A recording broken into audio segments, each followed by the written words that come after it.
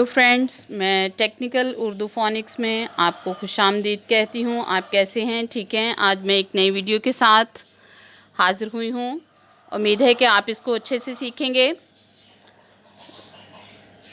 یہ جیم کی پوری شکل ہے اور ساتھ میں جیم کی آدھی شکل ہے اور اس کی آواز ہے ج۔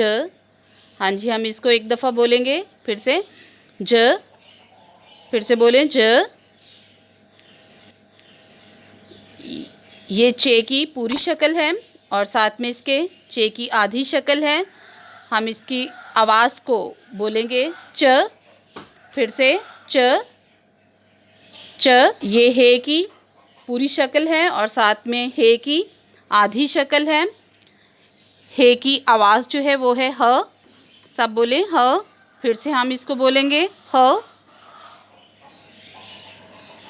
یہ خے کی پوری شکل ہے اور ساتھ میں اس کے خے کی آدھی شکل ہے۔ خے کی جو آواز ہے وہ ہے خ، ہم اس کو دہرائیں گے خ، سب بولیں خ۔